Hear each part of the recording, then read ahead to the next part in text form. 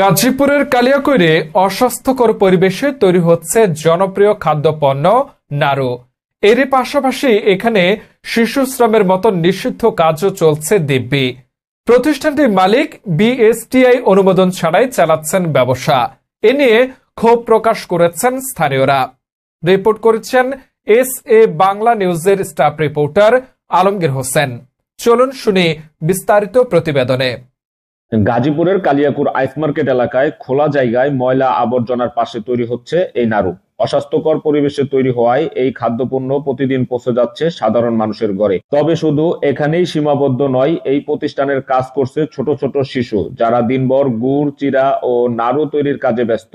প্রতিষ্ঠানটির মালিক মাসুদ আলমের কাছে জানতে চাইলে তিনি বিএসটিআই অনুমোদনের কোনো কাগজ দেখাতে পারেনি। পরিবর্তে দেখিয়েছে শুধু একটি ট্রেড লাইসেন্স। কিন্তু সচেতন মহলের প্রশ্ন, ট্রেড লাইসেন্স দিয়ে কি খাদ্যপণ্য উৎপাদন করা যায়? আর শিশুদের দিয়ে কাজ করানো কি আইনসঙ্গত?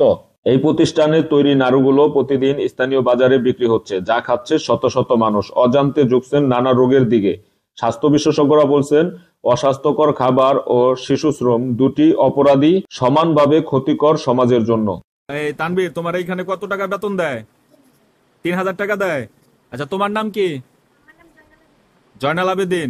এখানে কতদিন ধরে কাজ করো? 1 বছর ধরে। তোমার বেতন কত? 4000 টাকা বেতন। তোমার নাম? ইয়াসিন। ইয়াসিনের বেতন কত? 8000 টাকা। কতদিন যাবত কাজ করো? 2 বছর। সমাজ তো কখনো শিশুদের কখনো কোনো কিছু করায় না। একটা বাচ্চাদের যদি আমি একটা গাড়ি ইউজ করি, তাহলে কি সম্ভব? সম্ভব না। যেটা জ্ঞানের, বুঝার অনেক কিছু দরকার আছে।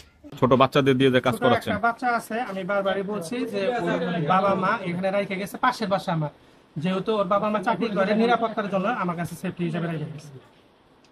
আপনি বলতে চাচ্ছেন ওই বাচ্চার বাবা মা তার আপনার কাছে রেখে গেছে? ওর বাপ মা দুইজনে চাকরি করে, ওর বোন সহ চাকরি করে, একা বাসায় থাকে, তাতে কোনো অকাজ না হয়, এখানে আমার কাছে।